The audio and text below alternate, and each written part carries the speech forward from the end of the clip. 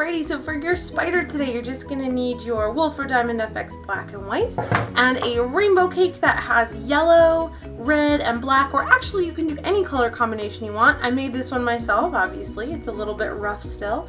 I really recommend making these yourself because you can save a lot of money and they'll smooth out after just a few uses, so these ones are great. I like to use red. You can use blue, green, any combination you want. So to start off, you're going to take a 1-inch flat brush, get that nice and wet, and you're going to load it up with your color of your choice.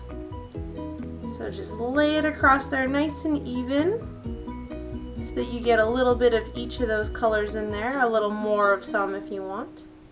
This one's going to be mostly red with a hint of all these other ones.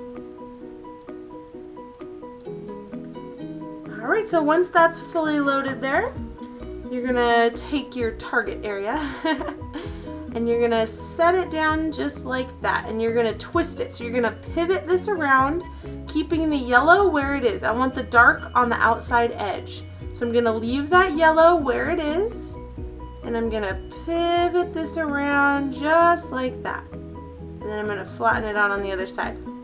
So that you have this sort of a shape in there, and all those colors blend together nicely. Alright, so that's where you have that. Now I'm going to use a number 4, this is a Majestic number 4 liner brush, but you can use any liner brush you want, and load it up with black. Now you're going to do your outline and your legs. So to outline it, just follow around that shape you have. If you don't have a perfect shape here, like mine's a little lumpy there, it doesn't matter because you're going to go around it and fix all that. So just start out really lightly when you're doing your outline here, very gently, and then push down a little harder to give it a little bit of shape there. Get a little play on your brush. And the same thing here, you can flick it out. That's another good way to get it thick and thin. And then just follow that around there. Okay, so there you have your outline around that shape. Now you just add a little bump, give it a little bump on the top right there. Alright, that's going to be his face. And then flick down to give him little spider fangs. And this is the tricky part. This is the legs. So to do the legs, you're going to do 4 on each side, obviously. The spider, 8 legs. So you're going to go straight out, you're going to do 2 this way and 2 this way. But to do it, you're going to play with your brush a lot. This is a really good thing to practice because you can get a lot of variety in your line. So instead of just making a perfectly straight little angle like that, we're going to start very gently right at that little corner right there. So where the head meets the body is where the legs come from. They don't sprout from over here.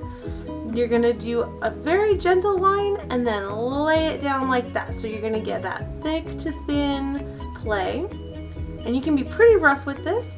And then a few more of those and flick in. So you want him to have like joints like that. They don't have to be perfect. So again, we're going to flatten it out, give him a couple little dots right there so that his legs look kind of chunky instead of perfect. So those are 2 in the front, and now we're going to go 2 in the back. We're going to lay bloop, bloop, bloop like that. 1, 2, flick. So all that play makes it look really cool, like real legs, you know?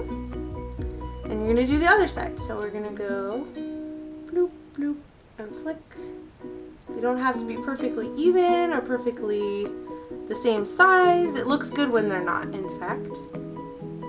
Set that brush down. So see how hard I'm pushed down pretty hard. So I start very lightly with the tip, and then I really set that brush down to give it that drop.